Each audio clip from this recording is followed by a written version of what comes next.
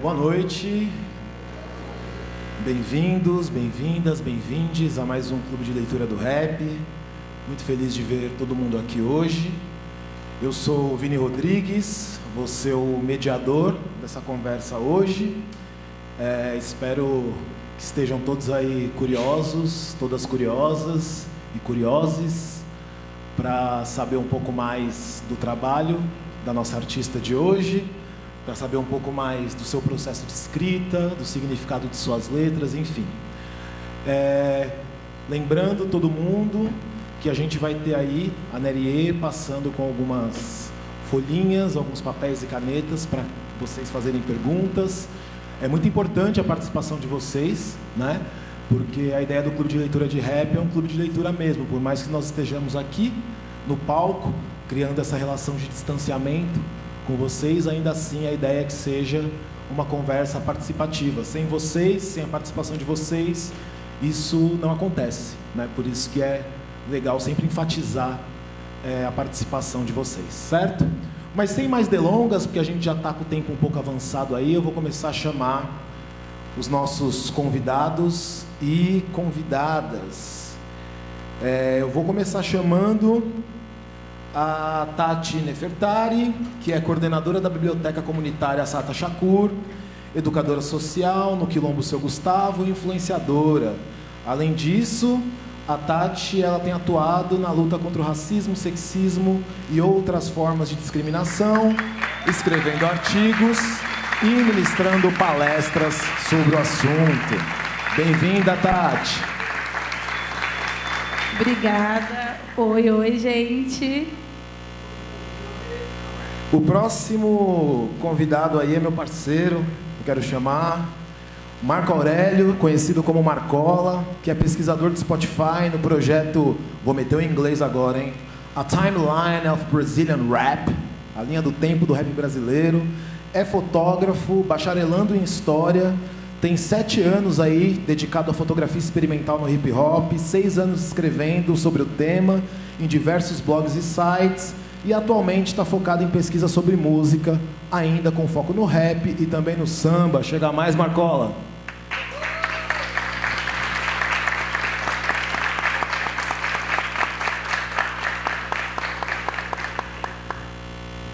Boa noite, boa noite. Obrigado para quem veio aí. Salve, salve, tamo junto. E, por último, mas a mais importante, vamos lá.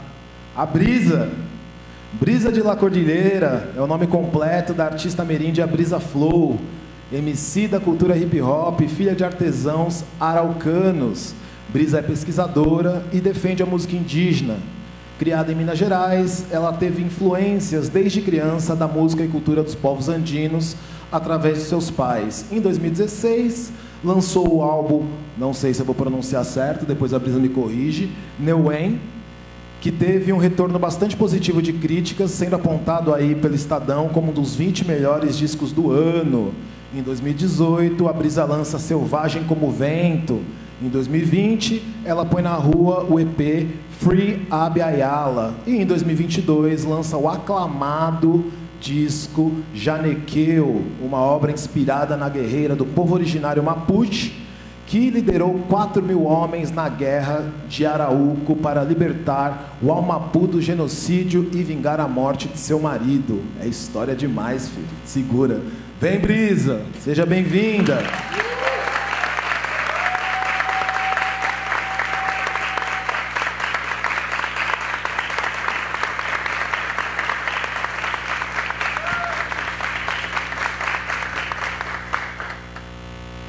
Boa noite. Quanta gente linda aqui. Obrigado pelo convite. Então é isso, gente. Eu vou começar fazendo uma pergunta que eu acho que é importante para uma artista do calibre da Brisa, pelo trabalho que ela tem colocado na rua, e também porque eu acho que é sempre interessante, pelo menos para mim, espero que para vocês também, a gente conhecer um pouco da trajetória das artistas que a gente admira. Então, Brisa, eu queria saber de você, né? Eu fiz um breve resumo aqui da sua biografia, mas queria saber da sua trajetória, como que você chegou na cultura hip hop, no rap, e a importância de ser uma rapper originária nos dias de hoje, para depois passar a palavra para os meus debatedores, porque eu estou só na mediação hoje. Mari Compuche, boa noite. Muito feliz de estar aqui com vocês hoje. Gostei desse mini release. E bom, acho que para começar, acho que eu estou aqui pelas palavras, né? Pelo som que eu emito com elas. E eu acredito muito na força das palavras, né? Nas palavras orais. E o canto é uma palavra oral, né? Uma combinação de palavras orais. E eu comecei brincando de hip hop, fazendo freestyle, voltando da escola. Então, às vezes, eu voltava da escola cansada, né? Eu morava em Nações Unidas, na divisa de Nações Unidas com o General Carneiro. Mais precisamente ali no final da Costa Rica, que é uma rua que tem ali, onde minha mãe mora, inclusive, até hoje. E eu morava na Rua Espanha. Complexo. E antes de morar na Rua Espanha, eu morei em comunidades de... Mamãe me levou bebezinha, né? Minha mãe veio do Chile com meu pai. Eles são do território que a gente chama de Hualmapo, no sul do Chile. Se conheceram na luta artística contra a ditadura em Santiago. E eu fui gerada ali nos dias e noites de amor e guerra, literalmente.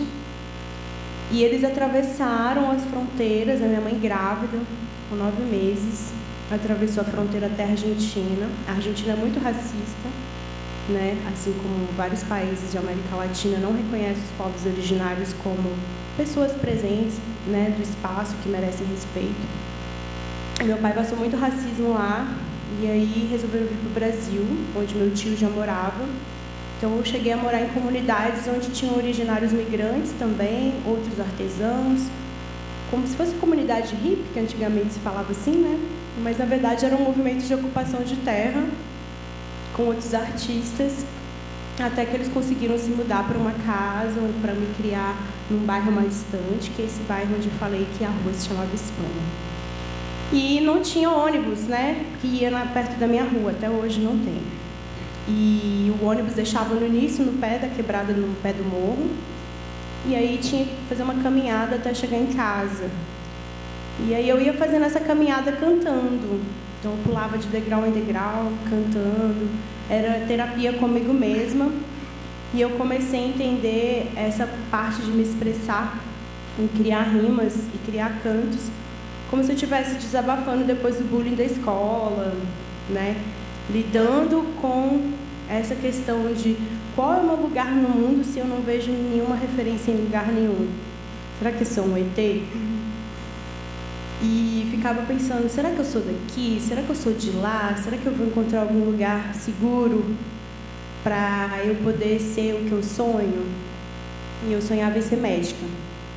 Falava, nossa, eu quero ser médica para ajudar muitas pessoas. E eu me tornei médica. Sou uma médica das palavras. Acho que o canto tem esse poder de cura muito grande. E desde aquela época eu comecei a praticar isso como se fosse uma reza mesmo.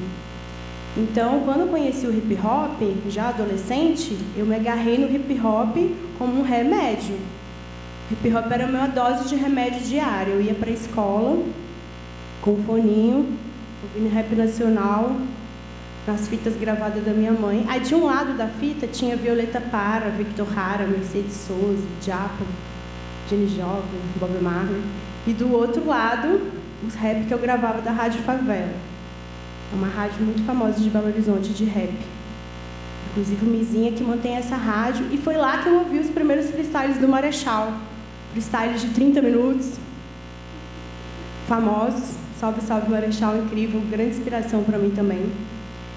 E aí eu comecei, caraca, sem querer eu fazia essa associação de que as músicas pareciam muito. Eu queria convencer meus pais que rap era muito legal também e motivá-los a ouvir rap dentro da oficina na hora que a gente estava fazendo artesanato. E foi assim que eu fui fazendo essa transculturalidade. Depois comecei para batalha de rap, me enfiar, porque o machismo era muito grande, até hoje é, em Belo Horizonte era babado. E aí, como o machismo tentou me vencer em Belo Horizonte, eu não aceitei e eu vim para São Paulo, achando que eu ia encontrar mais espaço para conseguir fazer meu som, e conheci muita gente da hora, construí esse espaço, e estou aqui há 11 anos. E aí a música originária, nesse caminho, agora que eu consigo formular coisas melhor, assim, acho que amadurecendo, e depois de ter entrado na faculdade de música, eu comecei a perceber que, na verdade, a herança, né, que a gente tem ancestral é tão forte na memória do nosso corpo que os cantos que eu entoo das melodias, que eu misturo com rap, está totalmente ligado à influência da música originária na minha vida. Então, eu comecei a chamar isso, assim como os artistas pintores chamam de arte indígena contemporânea, eu comecei a chamar de música rap indígena contemporânea. E é isso, contemporâneo juntando o passado, presente e futuro. Maravilha. Resumão. Não, maravilha, Brisa. E essa sua fala me dá um gancho, né? Eu vou passar palavras para os nossos colegas aqui, mas me dá um gancho para pensar muito nessa transculturalidade, num lugar de que, no imaginário das pessoas, né, os povos originários desse imenso continente, que é batizado erroneamente de América, mas não é esse o nome desse continente, esses povos originários eles são sempre deslocados para o passado, né? Tem um certo modo de olhar que é como se eles estivessem deslocados da contemporaneidade e vivendo num passado, quando, na verdade, tudo isso é contemporâneo, né? Os modos de vida são contemporâneos, existem ao mesmo tempo que todos os outros modos de vida que são ocidentalizados e foram enfiados no nosso continente à força, através da violência, existe em coetaneidade, né? Não está separado. Então, acho que quando você fala dessa memória do corpo, de trazer isso para um rap contemporâneo que tem elementos dos povos originários, é aproximar e dar mais uma vez um recado para essas pessoas que acham que esses povos estão deslocados no passado, né? Os povos originários são presente e são futuro, inclusive. A gente cada vez mais... eu acho que a gente tem entendido isso, que se a gente tem que aprender alguma coisa com alguém, não é com aquele continente ao norte, do outro lado do Oceano Atlântico, mas sim com os povos que aqui estavam antes deles chegarem. Então, acho que é maravilhoso isso que você traz. Mas eu não vou falar nada hoje, porque eu tenho que passar aqui para os meus colegas, né, que estão aqui nessa empreitada comigo. Então, fiquem à vontade aí, quem quiser começar. Marco, você que vai dar a primeira palavra, ou Tati? Vai ser você, Tati? Vamos lá, Tati, vai ser você mesma. Já vou pegar o gancho quando a Brisa fala que enfrentou o machismo, né? Para começar, então, com a de 100, né? Que é uma música que ela vai relatar a dificuldade, né? E as questões de ser uma mulher, principalmente no rap. E aí, logo no começo, que também é o verão, que é o refrão, jogo ainda não virou, mas vai virar. Mundo gira, tempo dirá. Nós queremos as de 100, isso é nosso também. Tem tempo que assistimos, só você se dá bem. E aí, quando a gente vai pensar no apagamento que as mulheres, né, sofrem no rap, no movimento hip-hop, tem uma pesquisa que a associação, que é o UBC, né, que é a União dos Compositores Brasileiros, faz anualmente, e a última mostrou que ainda continua estagnado. Então, as mulheres, dentre 100 de que mais recebe dinheiro com as suas obras, né, com a sua arte, apenas 13 são mulheres, né? E isso é da maior associação que agrega artista. Então, se a gente for pensar no rap, é ainda menor. A gente vê muitos artistas homens, e em sua maioria brancos também, ganhando rios de dinheiro, enquanto a gente vê muitas rappers, mulheres, em sua maioria não brancas, né, tendo muita dificuldade até para manter sua arte e colocar sua arte na rua. E o que eu achei mais interessante é que você começa com nós, né? Você poderia começar com eu quero essa tradição, mas você começa com nós. Então, já traz aqui algo coletivo. E aí eu queria que você falasse mais para a gente como que você pensou a construção dessa letra, dessa parte, e falar um pouco mais para a gente como que você enfrentou e ainda enfrenta esse apagamento dentro do movimento hip-hop. Arrasou.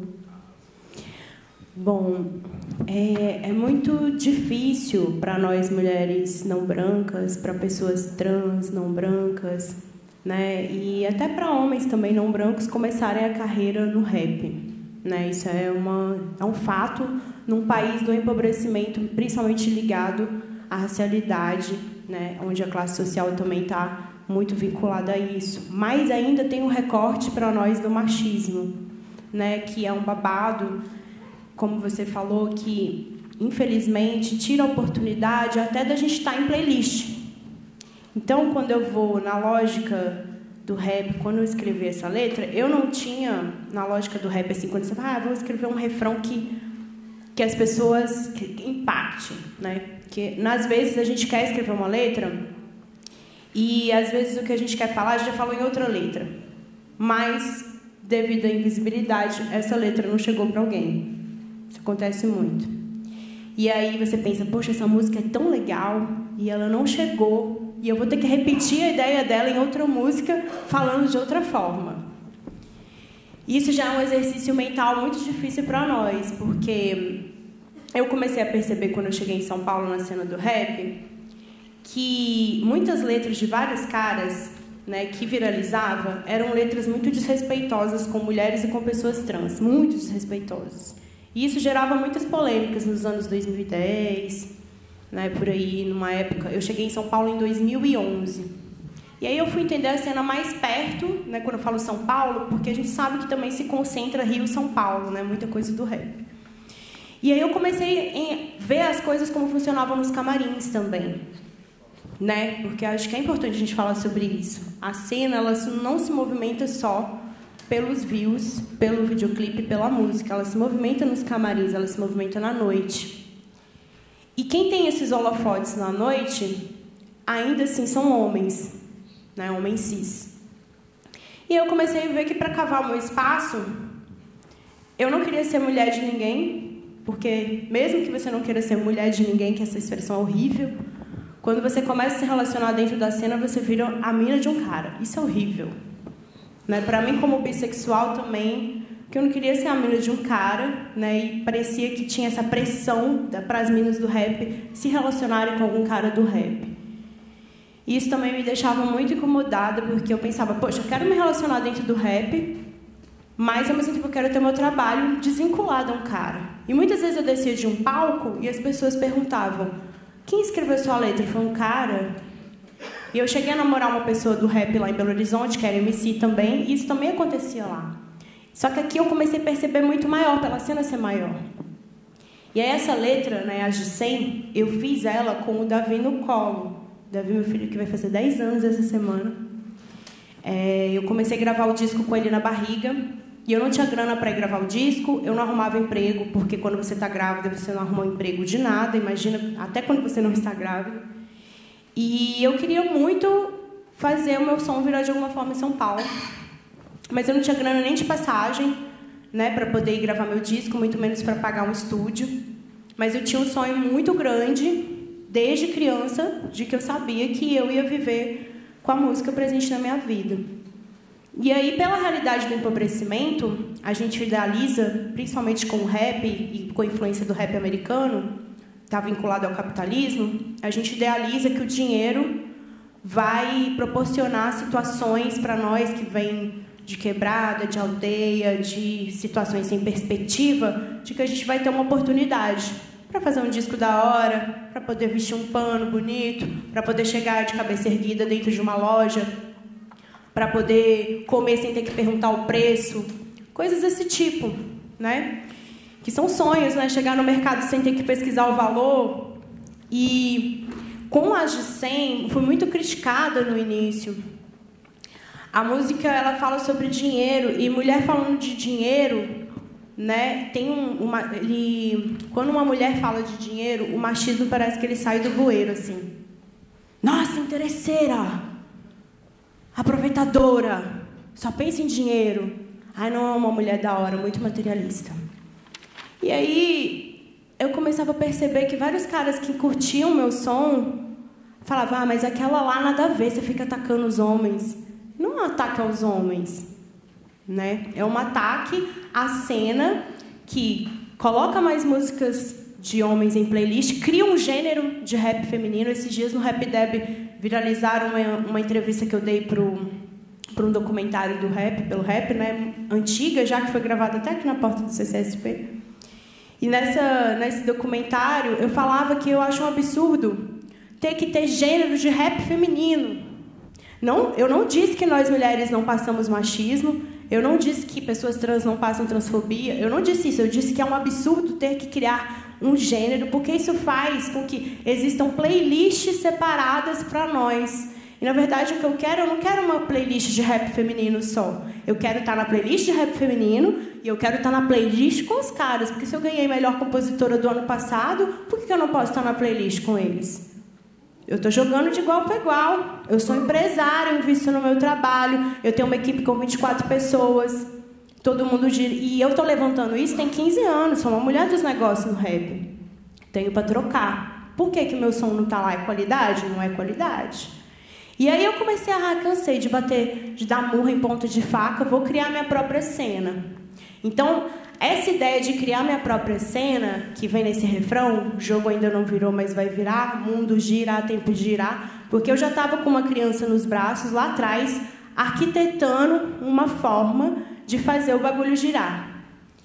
E tá girando, né? Esses dias a gente cantou no show, o jogo já virou e vai virar muito mais. E hoje eu não quero as de 100.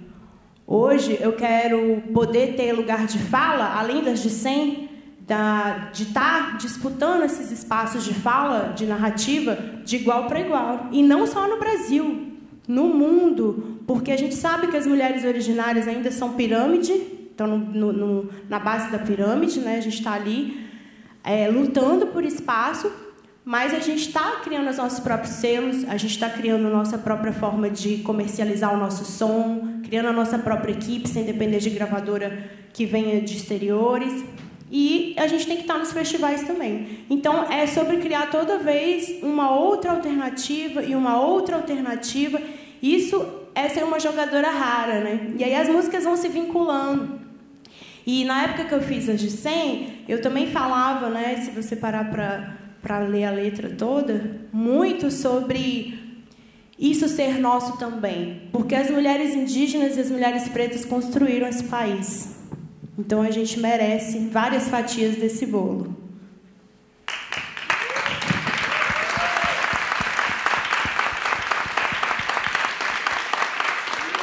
Eu vou, antes de passar a palavra pro Marco, eu vou pegar um gancho no que a Tati falou, depois eu devolvo pro Marco.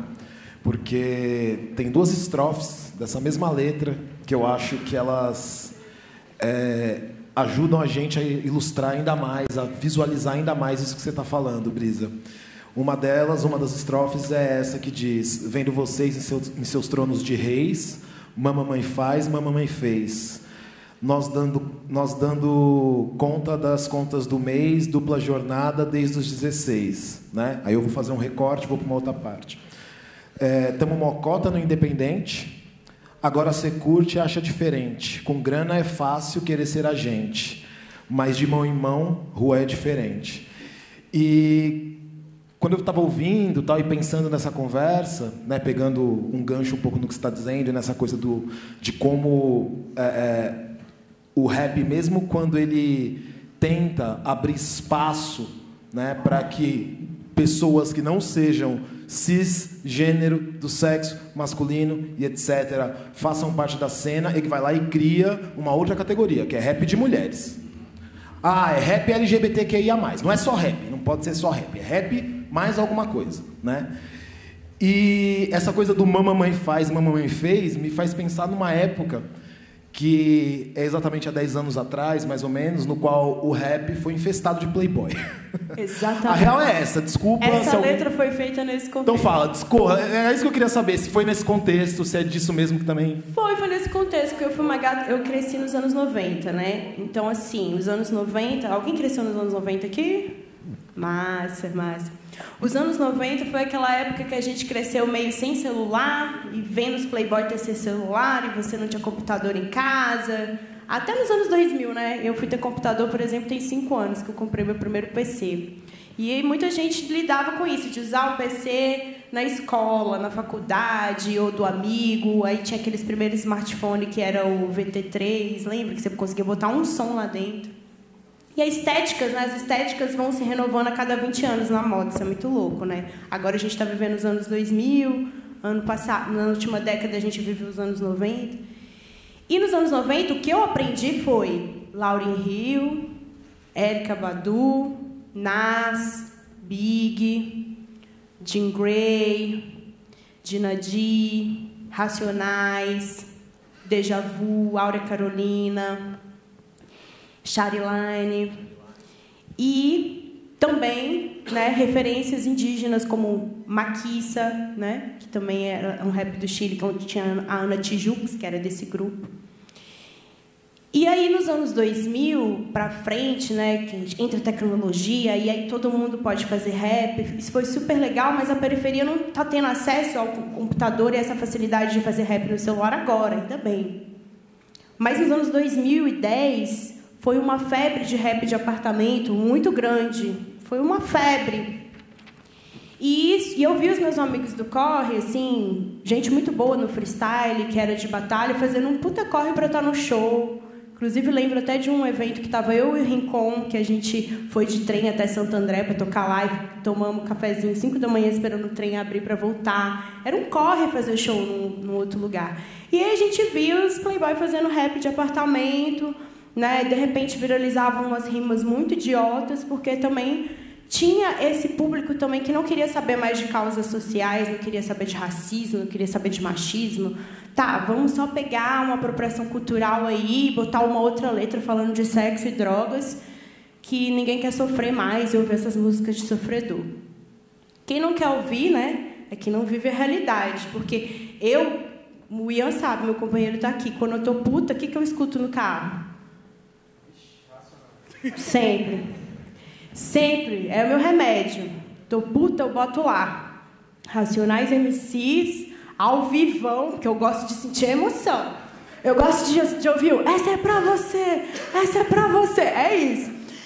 E, pra mim, é isso. A gente que já lidou muito com o sofrimento que o Estado colocou em nós, porque eu gosto de falar isso, a gente não é pobre, né? A gente foi empobrecido. Então, a gente que sofreu à margem, viu nossa família sofrer à margem, o rap é um combustível, né? E óbvio que eu quero, né, ouvir falar de sexo e outros assuntos, mas assim, numa dose de equilíbrio também, que eu não vivo numa realidade que não existe no Brasil. O Brasil é o país que mais mata pessoas pretas, travestis, tem mais suicídio de homens trans, né? Então, assim, é o país que tem feminicídio alto, é o país que tem gente que não tem saneamento básico até hoje. É o país... isso é o Brasil. É o país que tem cemitérios de terras que não são utilizadas para nenhum cultivo. E aí a gente vai ficar nessa alienação que o hip-hop vai perdendo a essência, Eu sou a favor da diversidade de músicas para todos os momentos, mas foi uma época que o hip-hop raiz, que a quilomba, revolucionário, que salvou minha vida, começou a perder um pouco o sentido, assim, para mim. Eu pensava, será que eu estou muito doidona? E as pessoas, nossa, Brisa Flor, adoro as suas letras, são muito políticas.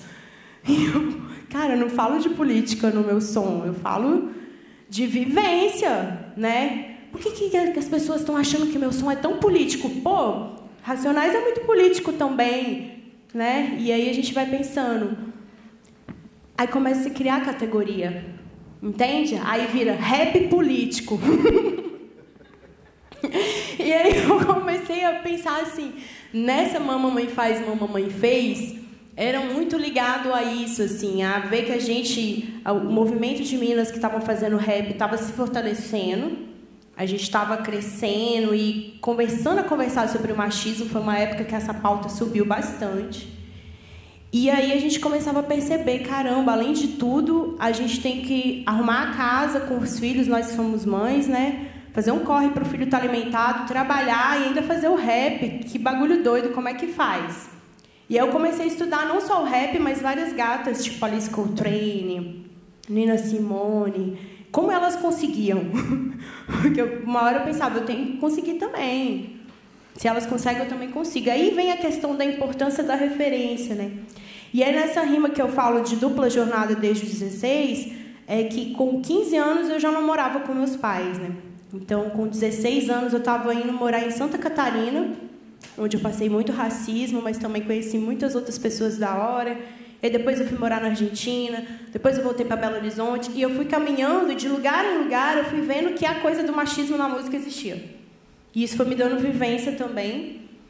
E pensando na minha dupla jornada, né? Porque quando eu morei em Blumenau, por exemplo, eu trabalhava no sinal, vendendo docinhos, e eu praticava freestyle ali. Por mais que eu não fazia uma rima, que às vezes as pessoas ficavam um pouco assustadas, né, com a abordagem no sinal, de vender um rango e tal, eu tinha que desenrolar no freestyle para a pessoa comprar. Então, eu estava praticando hip-hop, né? De alguma forma, para mim, eu estava botando em prática. E era uma dupla jornada, era um trampo e não desistindo do sonho de fazer rap, assim. E estamos aí, né? Já vai fazer anos e anos, e agora eu acho que eu estou com umas triplas jornadas. Massa. Marco, passa a palavra para você. Vai continuar nas de 100? Vai para outro lugar? Vou, porque é engraçado que eu pensei no mesmo trecho que a Tati, e eu também fiquei pirando que você usa nós em vez de eu, assim, porque eu acho que o rap ele tá vivendo um momento muito liberal. E eu não acho que isso seja sobre falar... Isso não é sobre falar de dinheiro, tá ligado? Acho que o rap sempre tem muita dificuldade de falar sobre dinheiro, né? Os Racionais MCs, meus grandes ídolos, eu fui ver os caras falar de dinheiro depois de muito tempo, assim. Eu acho que o problema não é falar de dinheiro, mas é a maneira individualista e até mesmo de subir em quem quer que seja para chegar onde tem que chegar. Então, achei interessante você usar esse termo. E eu peguei uns dados aqui, porque o problema que a Brisa trata nesse som e que tantas outras pessoas falam, ele não é um problema individual, né? Ele é um problema estrutural, porque a gente vive numa sociedade que não tem espaço para todo mundo, economicamente, socialmente, enfim. Tem um livro que chama Barulho de Preto, da Tricia Rose, que ela fez um doutorado sobre o rap na virada dos anos 80 para 90. Então, ela pegou a fase que a MTV não queria passar rap porque aquilo podia assustar as crianças brancas, até conseguir fazer com que essa revolta negra, indígena, latina, de todas as minorias americanas pudesse ser comercializada. Ela fala que, nos anos 90, a distribuição de disco em lojas ela estava na mão de 6 empresas. É uma maneira de imperialismo também, né? De você concentrar na mão de poucas pessoas a mercadoria, a produção, enfim. E se a gente pegar esse paralelo entre a época do disco físico e levar para a época do Spotify, eu fiz essa ponte entre os anos 90 e os anos 2020 agora. O rap foi o gênero mais ouvido em 2021 no Spotify. Ele movimentou 16 bilhões de dólares. 7 bilhões de dólares foram pagos para detentores de direitos da indústria, ao mesmo tempo em que 90% dos artistas do Spotify tem 400 plays no mês só, e 1% dos artistas contabilizam entre 80% e 90% dos streamings. Acho que isso significa muita coisa. Primeiro que o Spotify ele tem cerca de 10 milhões de artistas cadastrados. Claro que nem todos fazem música constantemente, nem todos vivem de música, alguns são, enfim, podcasts e afins. Mas eu acho que a gente discutiu isso no lance do Oji, né, sobre uberização, e eu vejo que o Spotify traz um processo de uberização da música também, porque... Não sei se alguém aqui já assistiu Hip Hop Evolution. Tem um episódio que mostra as mixtapes do 50 Cent. E como as pessoas não tinham muito acesso enfim, home studio mesmo, era algo muito raro de se ter, né? Claro que depois do incêndio no Bronx as pessoas tiveram acesso aos equipamentos, mas enfim. Muitos desses CDs foram lançados de forma pirata mesmo, né? E... isso fez com que a música do 50 Cent, na época, ela chegasse em toda Nova York e os Estados Unidos inteiro, porque os caras começaram a vender tanto CD que a polícia chegava e tinha 50 mil cópias da mixtape. Hoje, a maneira da gente consumir música é outra. E o Spotify ele concentra esse modo de ouvir música, né? E o algoritmo, quer dizer, não é só o público mais que dita a tendência da música. É claro que você vai numa quebrada, pô, você ouve ali um funk, um sertanejo, um forró, um rap, um samba. Eu acho que essa cultura na periferia de você ditar a tendência ainda é muito grande. Mas, no geral, eu vejo que a tendência ela não é tão ditada mais pelo público, mas sim pelo processo de algoritmização mesmo da música. Então, se pegar um exemplo aqui, claro que eu não sei quanto você tem de play, mas usando um exemplo. Se a Brisa, por exemplo, tem poucas plays no Spotify, não é interessante que o aplicativo jogue a música dela para evidência. É interessante que o aplicativo jogue a música de uma pessoa que seja muito famosa, que tenha estourado muito, tenha, sei lá, 1 milhão, 1 bilhão de plays, porque isso traz um retorno financeiro muito maior para o dono do aplicativo.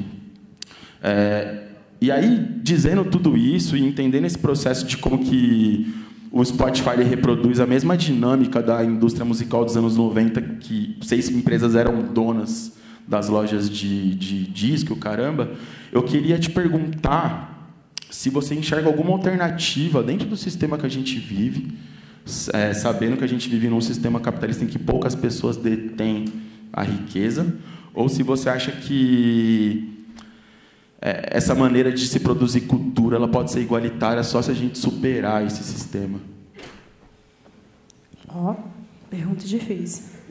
Pergunta com muitas respostas. Acho que pergunta para respostas para continuar pensando. Mas pensando assim no que eu tenho refletido ultimamente, eu acredito que a cultura igualitária, né, sei lá, que chegue naquela utopia de que basta você ser bom. Que isso é uma utopia, tá, gente? Quem estiver fazendo música aí, não basta só você ser bom. Essa é a real.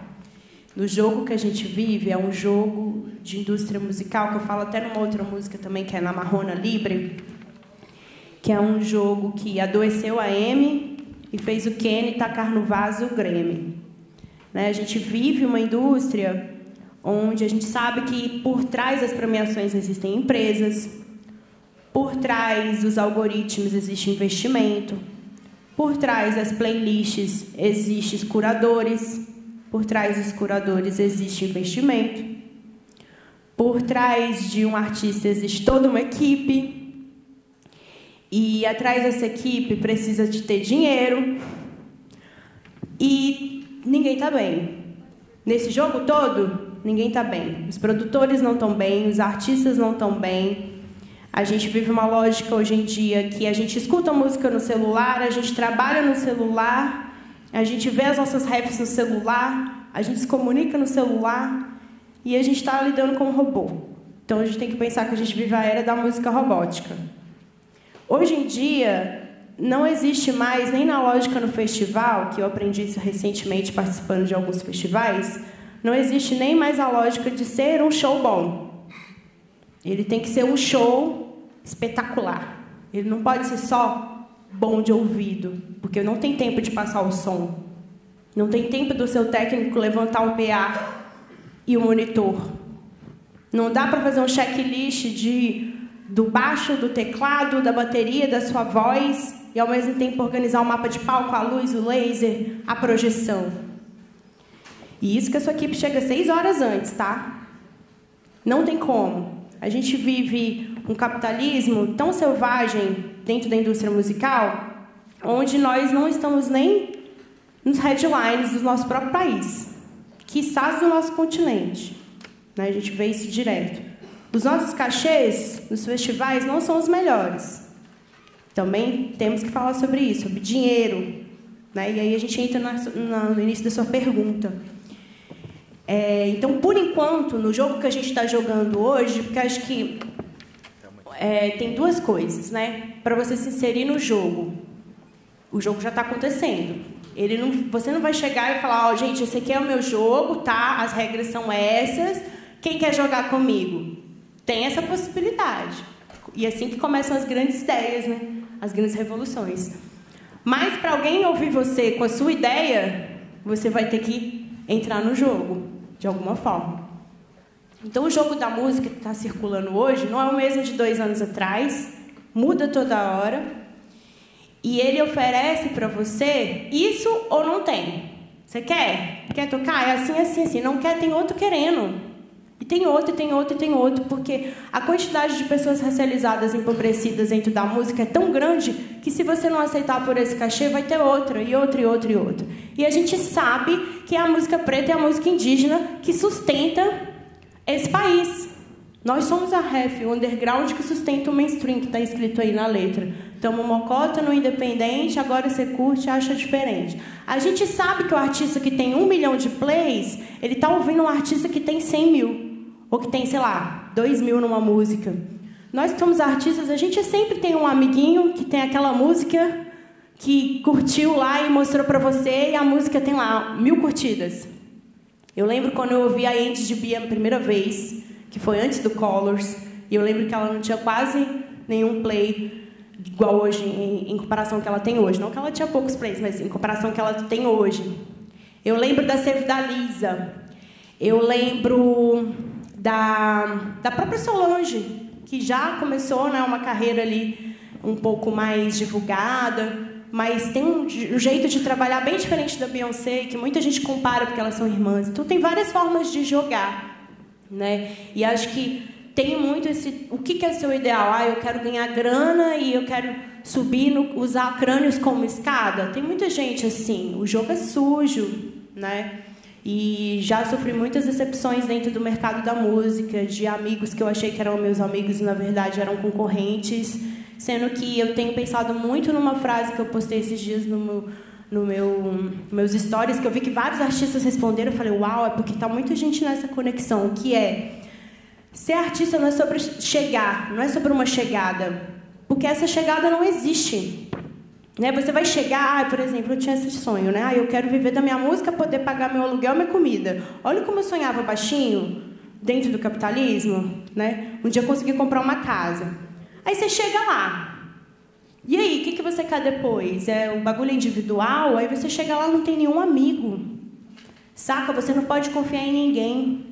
Saca? Porque as pessoas querem só estar do seu lado porque você é um artista que tem números. Isso acontece muito com vários artistas, nessa solidão.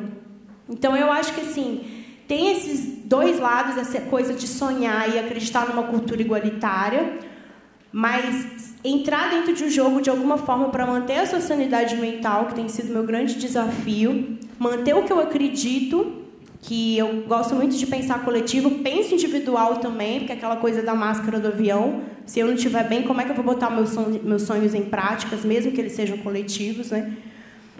Até porque a gente está falando também de todo o tempo de pirâmide, de mulher indígena e tal, mas a gente... É o que eu estava falando com a Michelle agora, minha produtora. Se a gente não se dá o dia de folga, ele não vai existir, a gente que é empresária da música.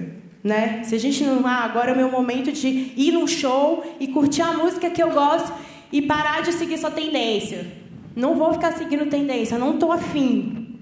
E acreditar no seu trabalho. E, pô, meu trabalho é a minha arte, eu vou acreditar nisso mesmo que não seja o que está vendendo agora.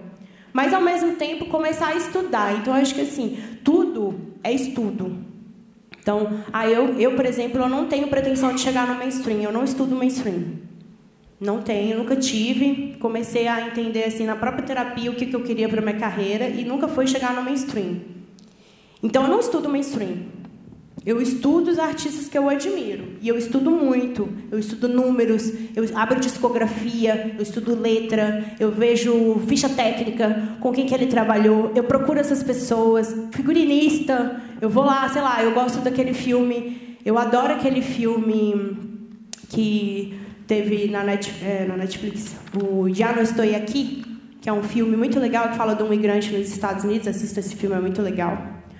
De um migrante indígena nos Estados Unidos, gostando de música e tal. E eu, nossa, muito foda. Catei a ficha técnica do filme. Não tem nada a ver com o meu som, mas foi uma forma de criar estratégia para criar uma identidade que pareça com um pouco, faça referência àquele filme, porque eu sei que aquele tipo de público vai curtir do meu som também.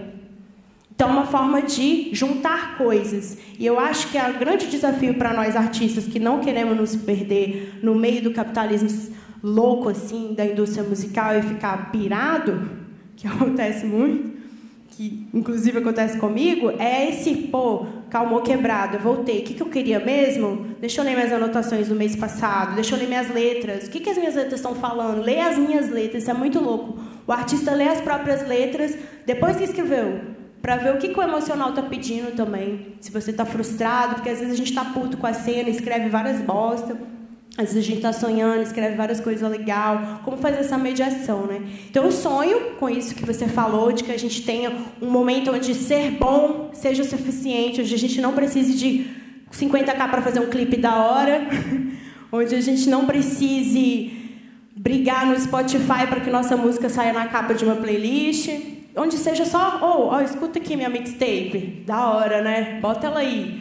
Então, é um momento que a gente precisa criar as nossas próprias gravadoras, não sei se é isso, porque eu acho que também não é esse o caminho, mas simbolicamente, para que esses outros artistas cheguem e tenham um espaço um pouco mais fácil que o nosso, sabe? E essa é a minha brisa de agora, assim. Eu quero fortalecer juventudes pretas, indígenas, trans, para que a gente possa realmente ser esse aquilombamento e voltar ao que o hip-hop começou a fazer no início, mais forte agora, saca? Maravilha. Eu falo muito, você mais velho. Não. Vai que vai, mete marcha. Você, na sua fala agora, nessa última fala, você falou, né, sobre qual seria esse lugar que a gente tem que pensar aí pro presente. Não vou ficar falando de futuro, eu gosto muito mais de falar de presente do que de futuro. Eu não sei o que é futuro. E aí eu queria puxar, a última que eu quero puxar aqui das discens, se meus colegas não tiverem mais nada para falar, que tem uma rima também aqui, uma estrofe, já mais pro final da música, que você fala: tamo pelas ruas, nos palcos, nas pistas, fora do padrão, capa de revista. Nas facu, nas vistas, cargo de chefia, de salto de boot, sozinha ou com cria. Que traz uma ideia de circulação, de inserção, de inclusão social, de participar dos espaços, né? E aí, ao mesmo tempo, a gente tem, né, pensando em tudo que você falou, sempre quando a gente participa de certos espaços que não são feitos para nós, é sempre um jogo muito perigoso, da gente saber o quanto, como a gente está nesse espaço para produzir coisas interessantes, positivas, ou o quanto estão se apropriando daquilo que a gente tem como conhecimento e, de certo modo, até inconscientemente, a gente está sendo explorado por esses espaços. Basicamente, espaços da branquitude, né? Quando a branquitude abre as portas para a gente, nas galerias de arte, nos grandes festivais, você tem que ser muito sagaz para saber como entrar e como negociar, né? E aí eu queria que você falasse um pouco disso, assim, o quão é importante para você, por exemplo, estar num festival, estar num espaço como esse, negociar, quais são as dificuldades para uma artista que está indo na contramão do que é essa hegemonia branca, capitalista da música, assim. Uma vez escrevi num caderno bem grande assim: negociações por liberdade. E eu fiquei lendo isso durante muito tempo, porque eu comecei a criar próprios conceitos pedagógicos para mim mesma na época da faculdade. Criar uma referência bibliográfica baseada no que eu ouvia de outros artistas, no que eu assistia, no que eu sentia, no que eu sonhava. E eu sinto que muitas vezes nesses espaços, eu vejo que a gente paga pela nossa liberdade. E aí eu estou falando dos nossos antepassados mesmo. Porque, como você falou, a gente está vivendo no sistema de hegemonia, a gente vive o pós-colonial, né? Que eu falo que é o after. Ninguém desligou o som deles e a gente está lá naquele after sem graça, falando: desliga esse som. E aí, nesse after colonial que não quer ter fim, a gente está sobrevivendo com o nosso som e com os nossos antepassados tendo que ser estratégico o tempo inteiro. Por isso eu botei Janekeu, o nome da Janekeu, Neuen. Eu gosto de botar nomes de pessoas que não foram contadas nos livros, para que a gente dá um Google lá e pensa: caraca, olha a estratégia que essa gata criou, muito foda. Uma estratégia de mais de 100 anos atrás, mas que pode ser utilizada no meu som de alguma forma e na forma como eu movimento a minha empresa. E é horrível ter que falar esse nome, empresa, porque na lógica empresarial, a sua empresa tem que lucrar. Se ela não lucra, ela não cresce. Se ela não cresce, ela não ganha investidor. E você não consegue pagar os seus serviços todos que envolvem a sua empresa artística, que são muitos. E aí, essa lógica vem, né, através do imposto, essa lógica vem através de o capitalismo que coloca o ouro no pescoço como um mérito, né? Então, a gente vê muitos cantores de rap utilizando o ouro, porque eu entendo também que a questão do ouro está totalmente ligada ao empoderamento que a gente falou sobre ter essa dignidade do acesso. O ouro, a roupa style, o cabelo bonito, a cabeça erguida, que a gente tanto acha que vai conquistar com o poder do dinheiro. E eu comecei, né, a entrar nesses espaços e eu começava a ver que eu precisava de uma roupa da hora para estar nesses espaços. Que eu não podia estar lá me sentindo mal. Não era nem porque eu queria ter uma roupa da hora. Eu não queria aquele olhar. Não ia ser aquele olhar que ia destruir o meu propósito. Então, eu não queria desviar do meu propósito. Então, é uma blindagem, né? Então, o Jair Delisbel fala que a gente veste um manto ancestral. Falava, né? Que a gente veste um manto ancestral quando a gente vai negociar. Inclusive, ele falou isso. Artistas indígenas, quando vierem na Europa, vistam um manto ancestral. E a gente entra em locais da Europa, aqui dentro do Brasil, o tempo todo, né? E locais eurocentrados como a faculdade, que eu falei, espaços de festivais. E eu comecei a entender que, às vezes, eu ia pagar pela minha liberdade.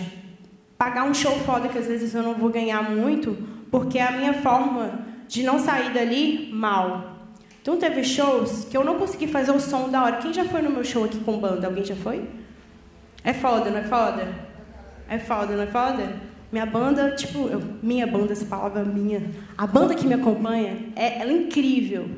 E isso transforma o show de uma forma muito foda. O show com a DJ Aya também é incrível, são propostas diferentes e as duas propostas são muito boas, musicalmente. Só que se eu não consigo tempo para levantar esse show, né, para passar todo esse som, e eu tô querendo fazer uma coisa dos anos 70, que é fazer festival com banda, que hoje em dia ninguém mais faz isso no mundo. A galera grava um VS de fundo, com os graves batendo, toca o VS, muita gente faz playback. Nada contra, eu adoro show de dança, show de espetáculo, figurino. Mas a minha pira era querer fazer um som com banda. Então eu tive que chegar lá e tocou aquela musiquinha pra mim. Pam, pam, pam, pam, pam. Que eu nossa, eu tinha que viver pra entender que não dá pra fazer aqui. Como que eu vou sair de cabeça erguida e não vou sair triste, nem os músicos tristes? Vamos investir em imagem. Vamos investir em figurino. Porque as pessoas não vão conseguir nem ver meu show, porque eles colocam a gente no início dos lines, né? As pessoas nem conseguiram passar pela porta ainda do festival, as filas gigantescas. Então, a gente não vai assistir, mas eu vou entregar na internet depois um visual foda, um figurino foda, que vai fazer as pessoas observarem e falarem: caralho, você viu o look da Brisa Flor da Vicenta Perrota? Nossa! Tava escandaloso aquele look. E é uma forma de comprar a nossa liberdade dentro desses espaços, de não sair triste se às vezes o som saiu redondinho. Então, começar a estudar o que esse espaço me oferece de perigo. Ah, pode ser que o som dê errado. Ah, não, nesse outro espaço pode ser que tenha gente que vai falar que você parece com a outra artista indígena e vai confundir o seu nome. Ah, nesse espaço vão achar que você não fala português. Nesse outro espaço. Então, estudar os espaços, blindar e comprar a nossa liberdade investindo no nosso próprio trabalho. Então, se eu sou a Brisa Flor, que as pessoas veem o meu som e a minha imagem, qual a imagem que eu quero passar? Né? Eu quero passar. Se eu falo sobre coletivo, bora passar uma imagem coletiva para que as pessoas conheçam quem trabalha comigo. E isso conecta pessoas. Porque se eu fui lá e vi que a Vênus toca teclado comigo e ela é gata, bonita, toca muito, ai, deixa eu clicar aqui no perfil dela. Nossa, agora deixa eu ouvir o som dela. Caralho, aí você conecta pessoas, isso retroalimenta o seu trabalho, né? Então, são as negociações que eu tenho feito e comecei também a uma coisa muito... que agora eu estou estudando mais também, que é entender como me expressar para o meu público, porque vocês estão aqui hoje, vocês que alimentam o meu trabalho, né? E eu queria, inclusive, agradecer, porque eu sei o quanto... Eu sou a única mulher indígena, isso é muito foda. Eu sou a única mulher indígena que tem mais plays, e é horrível ter essa coisa de topo, né? Eu acho isso ridículo, mas, assim, para dizer que existe uma coisa muito distante entre as outras mulheres indígenas que trabalham com música também, tem muitos menos plays que eu. A gente tem a Joana Ticuna, por exemplo, que deveria ser conhecida pelo Brasil inteiro e canta na língua. Então a gente tem... E por que eu estou aqui? Como eu consegui estar aqui? Porque eu ralei muito, que eu passei florestas de facão na mão mesmo, e com muito estudo. Então, as negociações por liberdade nunca passam, né? E a gente está sempre comprando elas de alguma forma, comprando as nossas liberdades, comprando a nossa própria carta de autonomia, e que não falem mais por nós, que a gente possa chegar e falar por nós, poder escolher como vai ser o nosso show, que nenhuma gravadora vai dizer qual música que eu vou cantar primeiro, qual música que eu não vou poder cantar. Isso tem um preço. Tem lugares que não chamam a gente mais.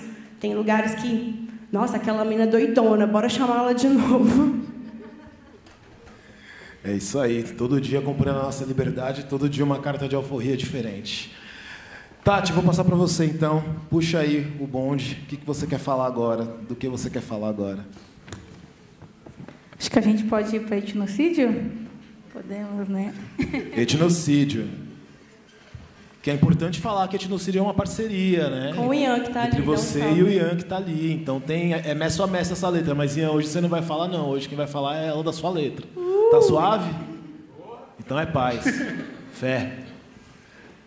Então, já começando aqui pela parte do Ian, né, que canta: mirando lá na frente, tô a mil. Aqui é Pindorama, não Brasil. E aí, fazendo um gancho que você vai falar lá mais pro final. Mais pro final? Deixa eu me achar aqui. Isso, você vai falar que é um rezo de Nina para começar o meu dia nesse país inventado. E aí você, nas suas letras, sempre faz questão de falar Abaiala para se referir à América, né? Se referir. E aqui ele lembrou que, né, esse nome que a gente chama de Brasil não seria Brasil e sim Pindorama.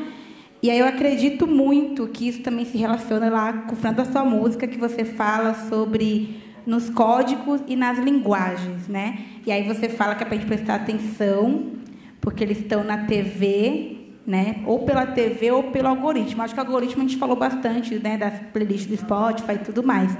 Mas eu queria saber de você sobre... Porque eu parei para pensar, quando você falou pela TV, na representação que a gente tem dos povos indígenas, né? A gente do movimento negro, Pessoa Negra, tem aí uma luta bem grande para cobrar representação positiva na televisões, né?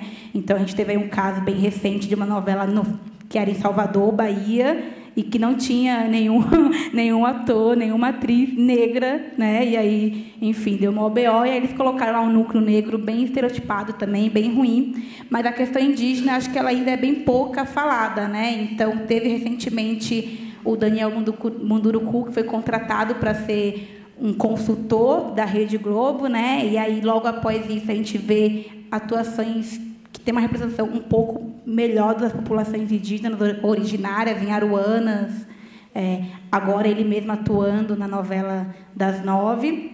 E aí eu queria saber para você se é possível reverter, né, através da TV, das representações midiáticas, todo esse processo que ela fez de assimilação, né, porque ela colocou os povos originários como os povos que foram exterminados e vocês não foram, né? Coloca vocês como uma coisa só, sendo que vocês são mais de 305 etnias no Brasil, com costumes e culturas diferentes. Então, eu queria saber mais de você, se é possível, como que você vê esse progresso dos povos originários através da arte em grandes mídias. Acredito que a internet facilitou bastante a gente romper barreiras que eram impostas pelos algoritmos e pela TV, né? Pela forma como a gente se comunica, principalmente. A gente se comunica bastante entre nós, a gente observa muito uns aos outros. Brigamos muito entre nós também. Parente gosta de tretar. E a gente se chama de parente, né? Nós, povos indígenas, temos essa... Mesmo que somos de etnia diferente, a gente fala parente. E parente treta muito porque a gente tem um espírito de guerra em nós, né? E essa música, ela fala muito sobre isso. Etnocídio, ela se chamava antes, uma curiosidade aí, ela se chamava estupro, suicídio e assassinato. E aí é um nome gigante, estupro, suicídio e assassinato. Aí quando veio a master dela, eu fiquei olhando um tempão, aquele momento que você fica ouvindo faixa a faixa, escolhendo uma ordem, aí passa uma semana, você muda a ordem, escuta a outra ordem, põe seu filho para ouvir, sua mãe, seu pai, todo mundo, o que você acha dessa ordem? E aí ficava esse nome, estupro, suicídio e assassinato. Eu ficava, cara... Se os caras do rap tipo Schoolboy Q, Kendrick e vários outros caras têm uns nomes assim bem foda, bem agressivos na letra, por que eu não posso ter? Quero ter, porque o Brasil foi estupro, suicídio e assassinato. E aí, na tática, né, do nome comprido, na tática, aí que eu tô falando, mediar um pouco a sua vontade com a estratégia. Aí eu pensei, o que significa isso para mim? Ah, isso significa o etnocídio. E aí eu botei esse nome, porque é um nome super em alta, decolonial na faculdade, né? O etnocídio. Eu botei esse nome, só que, na real, essa letra, um momento de raiva muito grande que eu e o Ian, a gente estava passando, na verdade, né? Nós, povos racializados, a gente lida com a raiva ancestral muito potente no nosso espírito, né? Eu falo que é a raiva ancestral, o artesanato da sobrevivência, como você organiza essa raiva, né? Como você faz esse artesanato para sobreviver com ela, e o transe, que é quando a gente se desamarra dessas amarras coloniais e vive no sentimento mais gostoso de cantar e de se sentir livre, né? Quando a gente está entre os nossos fazendo um show e dá tudo certo ali naqueles poucos segundos da sua vida. E a gente estava vivendo um período onde estava tendo pouco transe e muito sentimento de revolta, né? Com o desgoverno que a gente viveu, com o marco temporal. Então, a gente estava se movimentando no acampamento de luta, no ATL. As imagens são do ATL, quando a gente já estava lutando contra o marco temporal, e agora a gente está passando por isso ainda. E a gente lançou esse clipe esse ano, né? E essa letra, ela começa falando de tentar fazer uma cognição para as pessoas que estão longe da discussão dos povos indígenas, de como que esse imaginário do que é indígena, do que é o ser indígena, esse racismo epistêmico, se instaura no nosso cérebro. E aí eu vou chamar vocês para refletir uma coisa comigo. Qual é o fonograma que faz referência no Brasil ao indígena mais tocado? Qual o fonograma que faz referência ao indígena no Brasil mais tocado? Alguém sabe? É o da Xuxa. Pensei da Xuxa também, mas estava com vergonha. Vamos é isso, brincar Brasil. De índio, mas sem mocinho para me pegar. Índio fazer barulho. Índio tem seu orgulho. Eu entendo que nessa letra possa ter até uma forma ali de construir um pouco, né? Índio tem seu orgulho, do tipo, o indígena não tem que ter vergonha de ser indígena. Mas a gente está falando de construção de imaginário através do código e linguagem, que é o que eu falo nessa letra. Os código e linguagem. O que é o código? O código é a fala. A linguagem é como você manda esse código na sua fala. Quando a gente cria uma música, a gente cria uma melodia, que a gente chama de motivo rítmico, ou melodia, que a gente fala, um refrão chiclete. A gente está escolhendo o refrão principal do que você quer comunicar. Seja uma sensação, seja uma ideia. Então, quando você comunica o índio fazer barulho, você criou o na cabeça das pessoas, não tem como. Todo mundo deve ter vivido isso. E nós, indígenas, na escola, vivemos com isso até hoje. Foi quantas semanas que você passou por isso, amor? Tem mais ou menos um mês, né? Que você passou por isso na rua, lá em Jundiaí, né? Que o cara fez para você. Olha o índio, Eu vivi com uma pessoa vizinha minha lá em Santa Catarina, que todo dia que eu voltava do trabalho, ela fazia o bu. O bu é o tema do 19 de abril. E nem é o bu que a gente faz, né? A gente faz muito mais bonito que isso. Enfim. Várias formas como vários povos se comunicam. São, como você falou, mais de 300 etnias. Em Abiaiala, mais de 800. E eu falo em etnocídio, onde a cruz, a coroa e o Estado querem colonizar o originário, sua cultura, sua crença, sua língua. Porque através da língua você mata a crença, porque a nossa forma de contar é oral, né? Então, ontem papai estava lá em casa contando um racismo que ele também passou no mercado. E o meu pai enxerga isso de outra forma, porque a cultura no Chile ela é mais próxima da cultura originária, então não fica se distinguindo tanto, eu sou indígena, você é isso, você é aquilo, categorias raciais, né? Porque a gente sabe que a gente não é racializado, como diz a J. Mombassa, a gente é alvo de racialização. Não é que eu nasci e eu botei uma camisa de racializada. sou indígena, e eu chegava na escola e falava, eu sou indígena, não faça racismo comigo. Não era assim, né, na nossa época. Existia uma autoestima, um empoderamento por parte familiar, da minha família, mas muito diferente de como a gente se comunica hoje.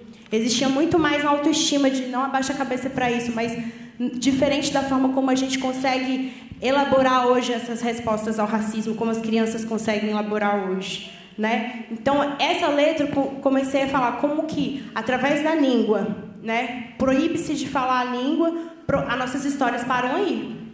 Porque os mais velhos não vão saber contar as histórias para os mais novos não vão saber a história como ela era, e sim como ela foi contada no livro por uma pessoa branca que estudou a gente. Então, já muda a história, né? E aí obriga-se a seguir um tipo de religião, e aí não tem nada, não é uma crítica ao cristianismo, não, é uma crítica à imposição como o cristianismo foi feito em dizimar povos indígenas até hoje no Brasil.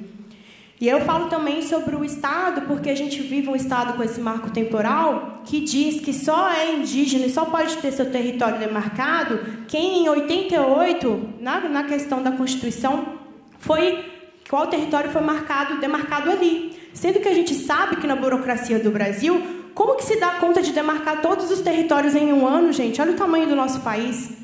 Então, é como se a gente tivesse um trabalho aqui e falasse assim, com licença, olha aqui, você tem que visitar hoje Roraima, Mato Grosso, Rio de Janeiro. Vai lá, demarca 2 territórios, traz aqui para mim, tá bom? Que aí eu vou demarcar, ano que vem a gente faz... Acabou esse negócio de indígena, vai, dá o direito deles e problema. Foda-se depois, né? E é o que acontece, a gente tem inúmeros territórios que não foram demarcados, a gente tem isolados que não estão em contato ainda, que tem essa escolha deles, livres de não ter contato. Então, o indígena, que eles chamam de indígena integrado, foi sendo integrado na sociedade, jogado nas periferias. Ah, então tá, você não tem mais terra, aí você vai para onde? Você vai morar na cidade atrás de um emprego com a sua família, a história da minha família. E aí você cai na periferia. E aí você chega lá, tem que sobreviver no corre que a gente sabe que é as quebradas, né? E aí você vai perdendo a sua cultura, a sua crença, a sua língua, e aí a gente chega num país construído onde a gente lembra dos nossos antepassados só com violência. Só histórias de violência. Raríssimas são as histórias, a não ser de quem consegue viver e resistir no território, que consegue uma história mais próxima. E a gente tem que lutar para preservar essas pessoas que estão nesses territórios, porque elas estão cuidando de uma cultura de mais de 500 anos. Tem povos que estavam aqui há 5.000 anos. E por aí vai. Então, a minha ideia com o etnocídio é trazer esse pensamento de pensar como que a construção do não indígena criou uma imagem fictícia do indígena, como você falou, do passado, o indígena estereotipado, e criou uma ficção na cabeça das pessoas que geram essas perguntas de hoje. Mas você é índio de verdade? Ah, mas você tem cara de índio. Olha, mas esses dias eu ouvi na escola do meu filho, nossa, mas eu estou mais indígena que você, olha como você está compromissada. Como se indígena fosse preguiçoso, indígena não trabalha, indígena não tem celular, coisas assim, muito superficiais ainda. E por isso que a gente tem que estar na TV, porque quando você tem uma atriz como a Zahri, quando a gente tem o Adanilo, que fez Marighella, quando a gente tem Denilson Baniwa, quando a gente tem, como eu falei, né, Bro MCs, primeiro grupo de rap no Brasil, quando a gente tem essas representatividades...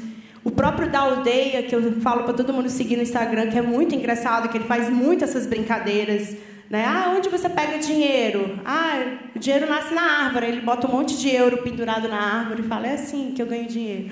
Então, assim, através do humor, através da arte, através da crítica, através da luta, a gente está em todos os espaços, quebrando esses estereótipos e deixando de falar, né, que não somos mais indígenas, trocando essa palavra descendente, nós que temos povos, né, nós que temos esse contato direto com a cultura ainda, que temos essa relação com o território, a não deixar isso se perder, né, porque quando a gente se aquilomba, quando a gente junta as nossas culturas dentro de um som, esse som, para mim, é uma das letras que eu mais gosto, porque eu consegui explicar para as pessoas o que eu queria falar com a moça lá que me pergunta se eu sou índia de verdade, se eu vendo meu colar. E eu queria só dar vontade de falar para ela, moça, escuta essa letra aqui que eu fiz, aí depois nós troca, sabe? Então é meio que essa ideia, assim, de chamar as pessoas para elas entenderem como que as coisas se juntam.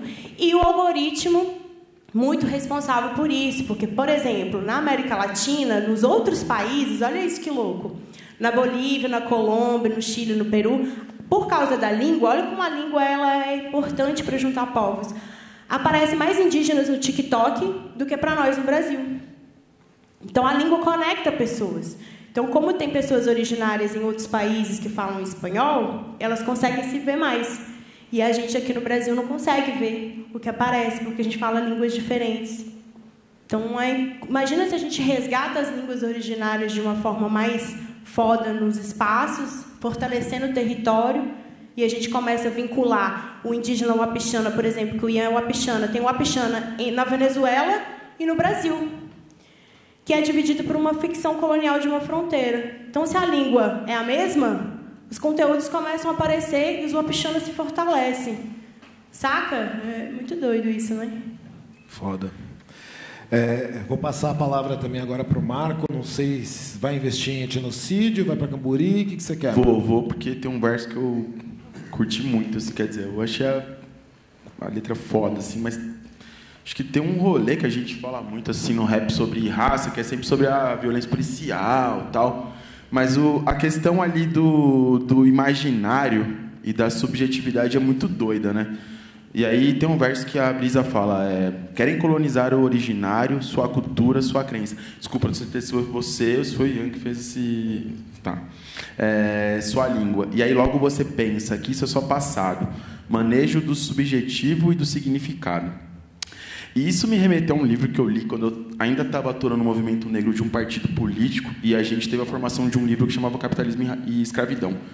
E teve um trecho que, até hoje ele ecoa na minha cabeça, assim, que ele conta a história do cacique Hathaway, não sei se eu estou pronunciando do jeito certo, Hathaway. E aí o livro conta que quando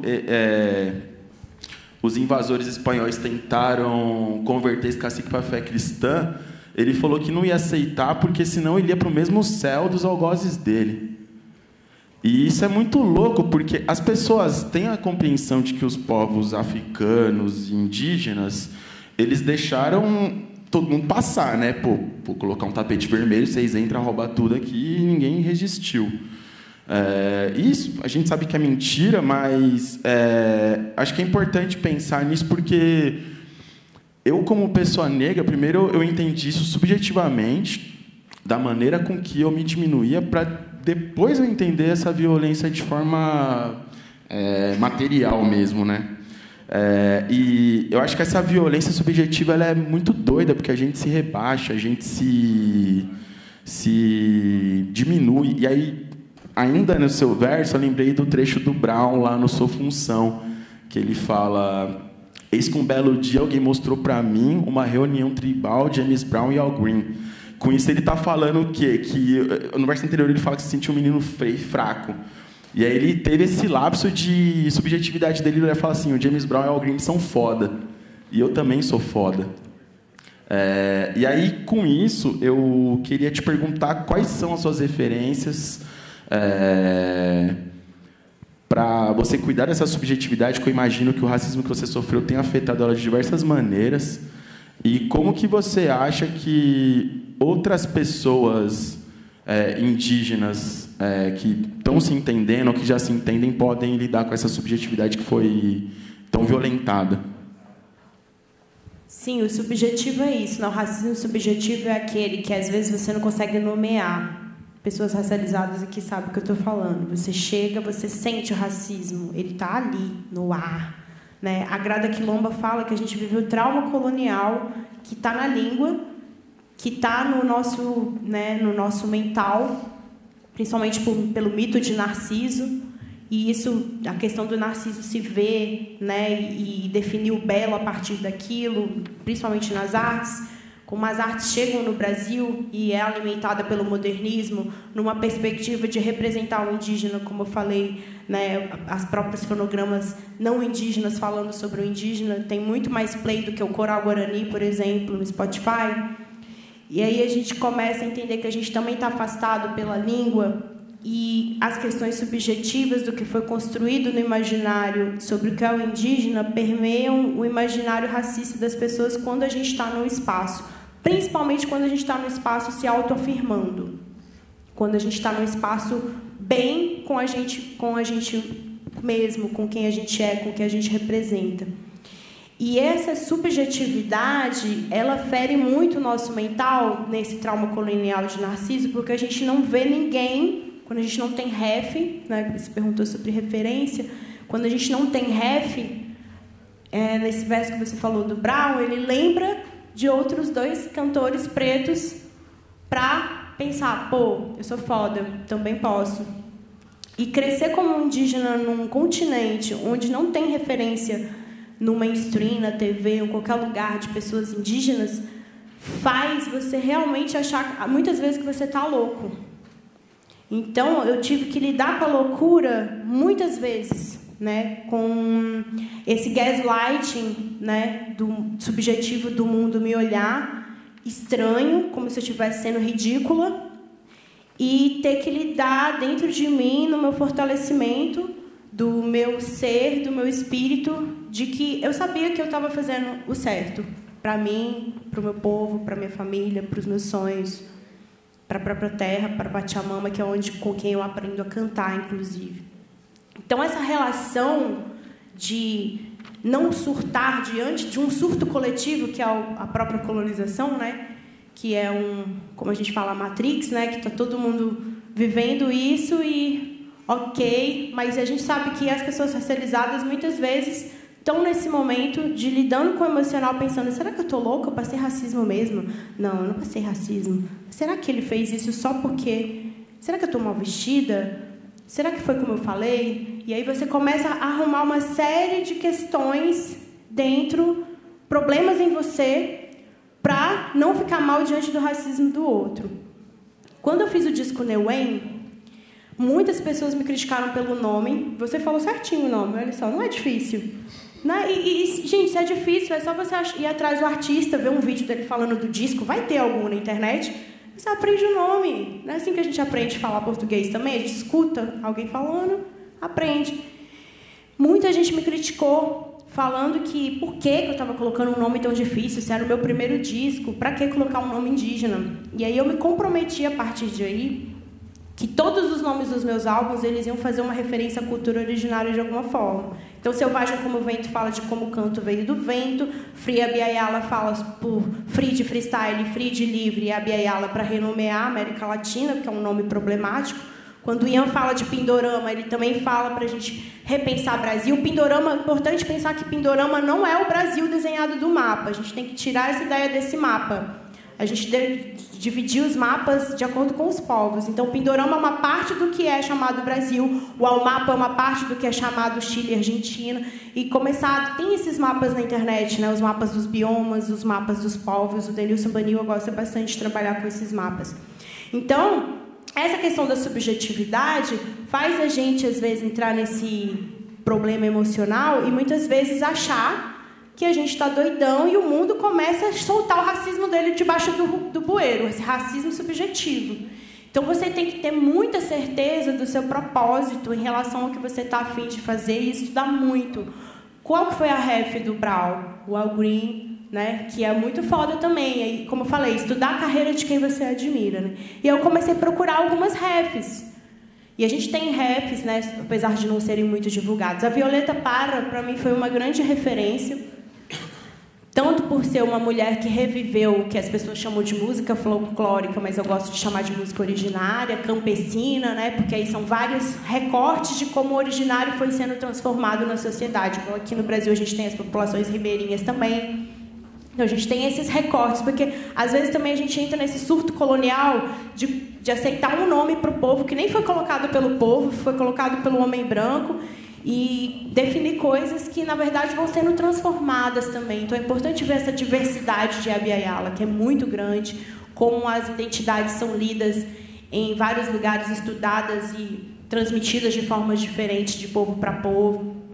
Então, eu comecei a construir na Violeta Parra, quando eu fiz a Violeta Se Fue, uma ref de mulher que, infelizmente, ela se suicidou, né? Tem essa história de suicídio, aí a gente volta no etnocídio.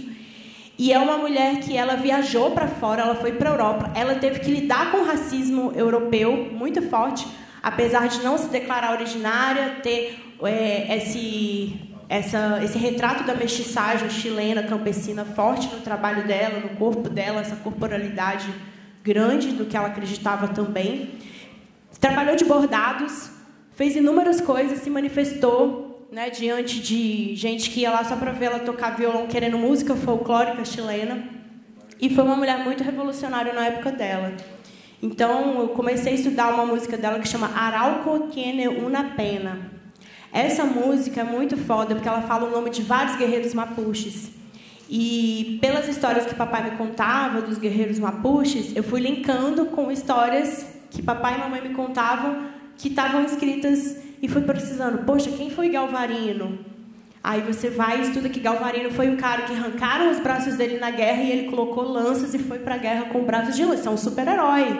No Chile virou super-herói, né? E tem uns 4 guerreiros mapuches que viraram quadrinhos. E é esse tipo de política que a gente precisa dentro dos quadrinhos, dos filmes e da música também. Então, as minhas refs foram Violeta Parra, Alice Coltrane, que eu gosto muito. E eu sempre tive, dentro de mim, por estar perto do hip-hop, as mulheres pretas como referência. Porque quando eu pego o negro drama do Racionais, que a gente até brinca, né, transformando em indígena drama, a gente troca, às vezes eu canto, uma indígena, uma criança nos braços, e eu me lembro, me vejo ali nas quebradas também, lá no Jabaquara, quando eu estava com o Davi sozinha no corre, pensando, caralho, e agora? Então, eu gosto de fazer esse paralelo, que a Bell Hooks faz muito também, de que quando as mulheres indígenas e as mulheres pretas, as mulheres negras, indígenas, pretas, mulheres mães, estiverem todas juntas, né, a gente vai conseguir chegar em lugares muito maiores de transculturalidades, e que, infelizmente, isso já existe na história, mas foi queimado. Vários documentos nos Estados Unidos, Bell Hooks conta que foram queimados, de como as mulheres se organizavam politicamente, socialmente, né? Então, eu tive muita referência de mulheres pretas também, como a Lauryn Hill, como a Erykah Badu. Tive mulheres no Brasil que eu admiro até hoje, né? Mulheres indígenas que não são só da música, né? Mulheres que estão próximas de mim, como a Jaci Martins, mulher guarani de luta, que eu admiro muito. Maria também, que é uma liderança do território guarani. E várias mulheres que eu vou conhecendo, que vão aparecendo nas minhas músicas, às vezes. E aí eu lembro delas e penso, é isso, só bora. Maravilha. Bom, nós estamos avançados aí no tempo, então eu vou abrir agora para as perguntas. Eu vou começar com a primeira pergunta aqui do nosso público, que diz o seguinte... Brisa, além de ser uma mina no rap, como é ser uma mina indígena no rap? Quem são Acho que as referências ela já trouxe, né? Mas aqui está perguntando quem são suas referências indígenas no rap. Indígenas referências no rap, eu gosto muito de estudar a Bia Yala, assim, né? De outras cantoras também, né? E eu acho que, para mim, assim... Atualmente, eu escuto muito música de rezo, como Beatriz Pittimalin, que é uma cantora do meu povo, que são músicas que eu escuto sem ser rap, tá, gente? Agora, de rap, bom, eu acho que eu fui muito influenciada pela Anitta Tijoux, não sei se ela se declara indígena, não sei como é a história do povo dela, mas na época do Maquisa, para mim era uma rap muito grande, o jeito que ela rimava, e por ela se parecer comigo, fenotipicamente falando. Então, eu vi uma ref ali.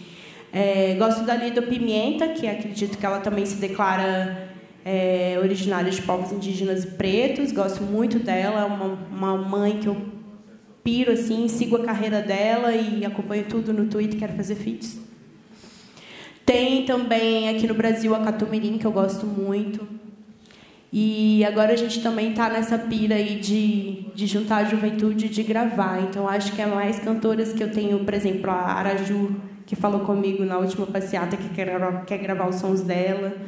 Então, eu acho que, assim, infelizmente, a gente não tem, como a gente falou, essa chegada, né? Queria que chegasse mais, né? De mulheres de outros países, para mim também, para eu poder ouvir.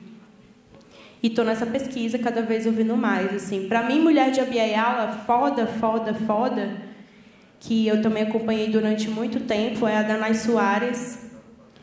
mas também é uma mulher que parou de fazer som, não sei o que aconteceu, apagou as músicas na internet, que é muito foda, uma música que chama Eu Aprendi, que é muito linda. É isso, vou soltando as minhas raps por aí na internet, quem quiser me acompanhar, @brisaflow. Massa. Mais uma pergunta, dessa vez foi assinada, é do Leonardo. Qual sua perspectiva, visão das suas músicas como agentes na mudança de mentalidade, modo de agir e o fio condutor do passado, presente e futuro na vida das pessoas que se conectam com sua arte? E como isso afeta na sua criação de novas artes e conexões possíveis? Pô, eu fico muito feliz, porque eu acho que eu construo um público muito da hora. Eu tô vendo aqui algumas pessoas eu conheço, algumas pessoas são amigas, outras não. Mas eu acredito muito no potencial do público que eu tenho formado. Porque, como eu disse, eu não procuro números, muitos. Eu procuro transformações. E eu sei que quem vai no meu show são pessoas fodas, que estão fazendo alguma coisa foda na vida delas em outras áreas. Isso é muito louco. Né? Às vezes não consigo conhecer todo mundo, às vezes chega uma pessoa, fala um pouco do trabalho dela, às vezes cria uma intimidade que eu consigo criar um elo e seguir essa pessoa de volta, e começo a ver o quanto a minha música vai sendo utilizada como ferramenta para essa pessoa também. E isso é muito da hora, porque acredito, né, que arte para mim é isso, sacou? Sinceramente, nem toda música é arte. Pronto, falei. Verdade. E eu acredito que a arte, ela não é um objeto palpável, tipo, ou um som, ou uma pintura. Eu acho que a arte é um reflexo, como a Nina fala, né, do tempo, que eu até falo em etnocídio, um rezo de Nina para começar o meu dia. Eu gosto muito da Nina Simone e como ela enfrentou a indústria e como ela lidou com ela mesma, enfim, inúmeras questões. E eu gosto de pensar em como foi a mudança do público da Nina Simone também. E como foi a construção do público dela. E eu acredito que a potência de revolução grande que o rap tem, e eu tô falando, gente, de uma mudança que eu não sei se para vocês aconteceu, mas para mim aconteceu, espiritual, mental, física e corporal. O rap me deu vontade de viver, o rap me deu vontade de acreditar nos meus sonhos, o rap me deu vontade de vencer o ódio do Estado, o rap me deu trabalho, o rap me ajudou a pensar uma equipe, como criar formas saudáveis de conviver nesse jogo sujo, o rap me deu vontade de trocar os nomes que eram violentos, o rap me deu vontade de falar que é uma bosta ter um monumento dos bandeirantes feito pelo Brecheret, que representa a violência contra os povos indígenas, e isso ser considerado arte modernista. O rap me deu essa vontade de escrever numa letra e poder falar isso para as pessoas, e as pessoas olharem para a estátua do Brecheret e querer que ela não esteja mais ali, e a gente sonhar com esse dia, saca? Então, assim, rap é aula de história. E aí eu penso que a gente está formando a nossa escola, porque a forma como a escola foi construída no Brasil, o ensino foi construído no Brasil, foi justamente para manter esse sistema genocida. Então, quando o rap vem e te conta sobre Marighella, e te conta sobre Janequeu, e conta sobre outras formas também, outras músicas da hora que a gente pode ouvir, outras formas de movimentar, são formas da gente minar esse sistema que quer nos matar e permanecer vivos, né? E criar formas de que outros estejam vivos também. Então, eu gosto muito de acreditar que a música depois não é minha mais. Ela já vai tomando outra forma, outra forma, outra forma. E eu fico muito feliz. Esses dias a Fique Viva foi para a Olimpíada de História e veio um monte de gente pedir para mim a resposta da pergunta no meu e-mail.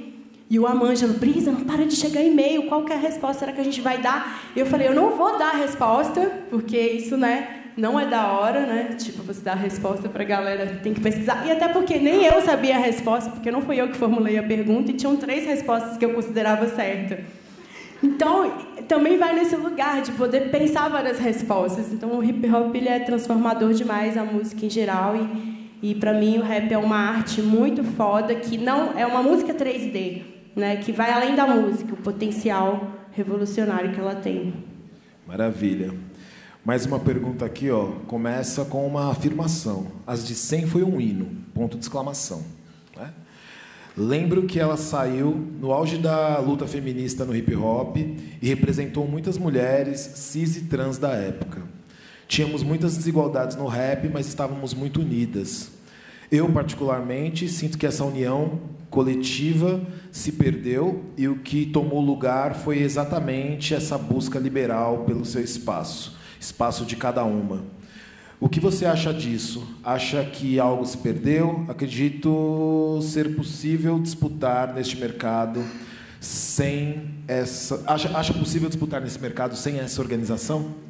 Eu acho que perdeu. É igual quando a gente perde uma roupa que a gente gosta muito, já era, e isso, vamos atrás de outra. Acho que perdeu, foi isso mesmo. Acho que também foi o liberalismo entrou na luta feminista. Eu não me declaro mais feminista, porque eu acho que o próprio feminismo ele começou a ser tão liberal e eurocentrado que eu comecei a estudar as próprias mulheres indígenas e como elas estavam fazendo revolução, como Bartolina Cisa, antes do termo feminista ser criado na Europa. Então, eu comecei a parar de me declarar feminista, mas continuar acreditando na igualdade, né, que é o que eu continuo lutando. Agora, o liberalismo ele entrou em todas as lutas. Isso é fato. Amanhã vai ter uma luta nova, o capitalismo vai arrumar um jeito de vender ele também. Isso é assim com o mundo indígena também. É porque os indígenas estão falando de demarcação de terra, os que estão envolvidos com a luta. E demarcação de terra, e indústria musical é a indústria do agronegócio. Pronto, falei, está sendo transmitido, né? É isso.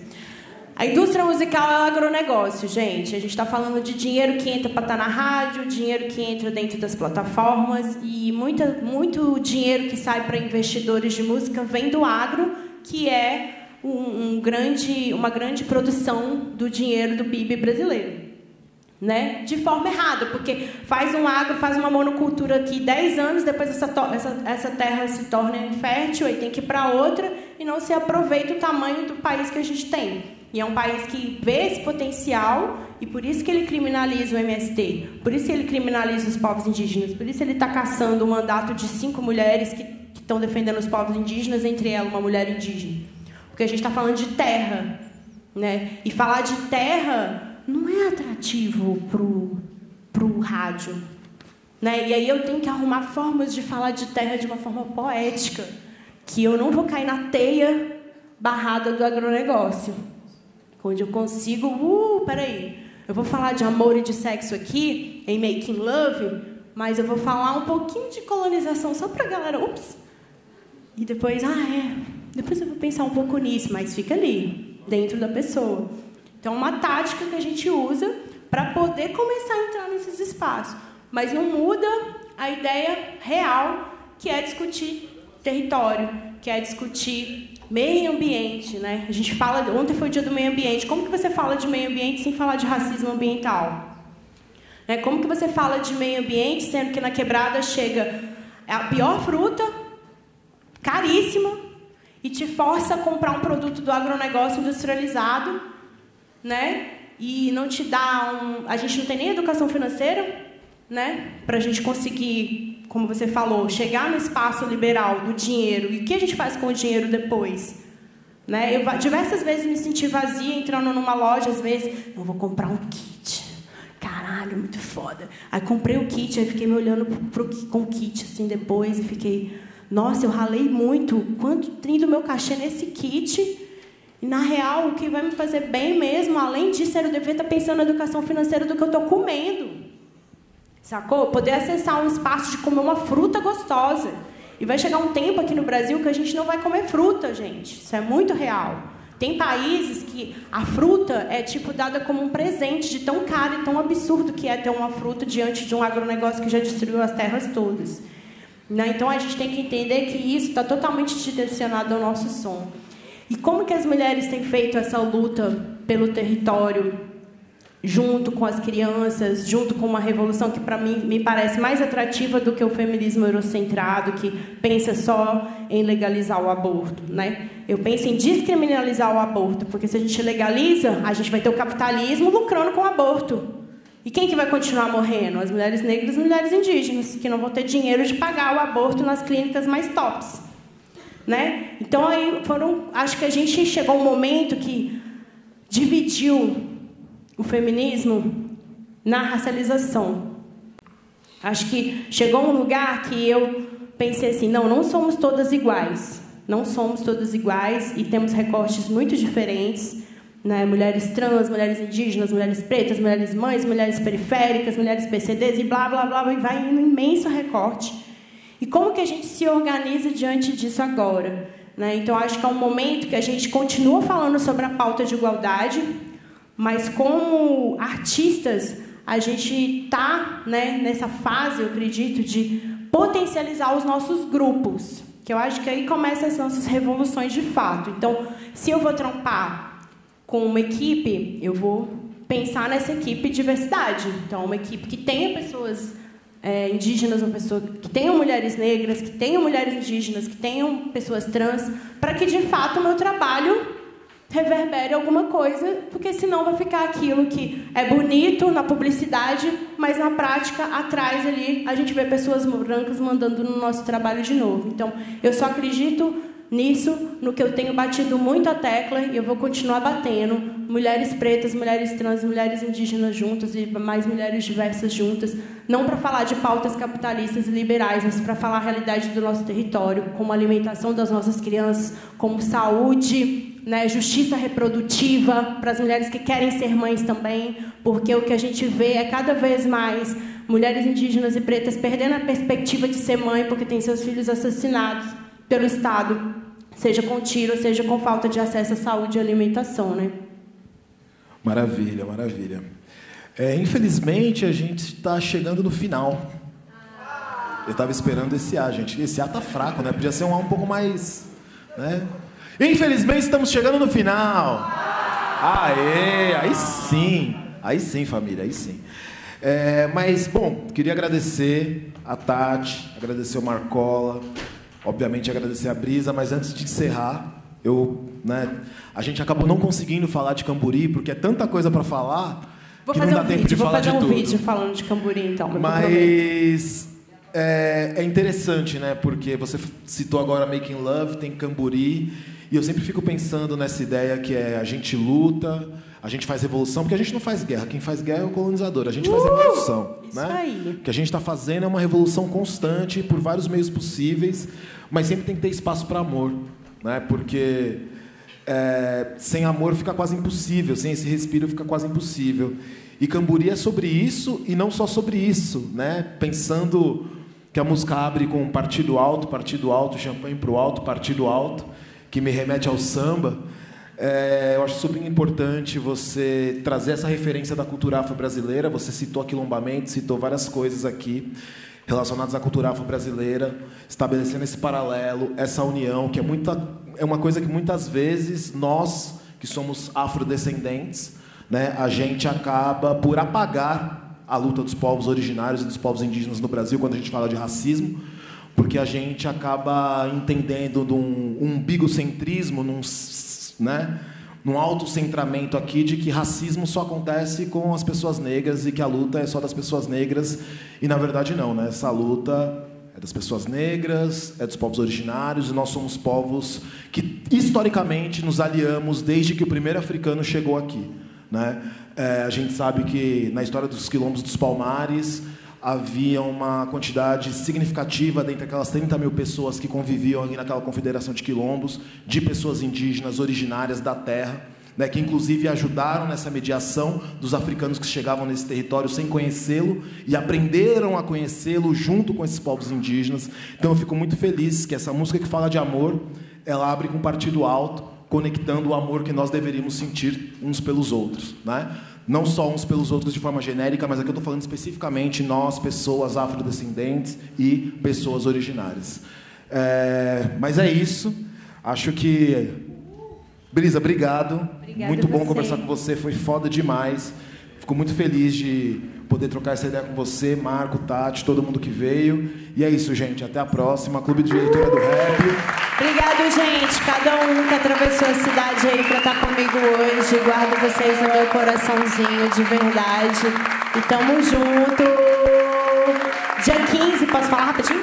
Dia 15 vamos estar com Sodomita e Abidjan, que esse show nunca aconteceu ainda, com a participação das duas, lá no Sesc Consolação. Estou todas convidadas, ok? Estejam lá com a gente. E para finalizar, para falar de amor, eu queria dizer uma frase que fala de amor e alegria como uma ferramenta não só de sobrevivência, mas de vivência e para além dos nossos relacionamentos, em todas as nossas ligações de afeto, inclusive as com a gente mesmo. É isso, bum!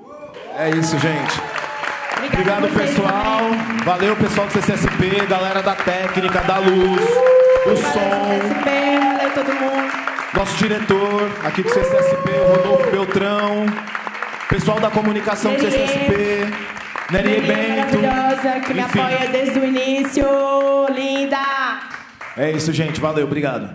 Valeu.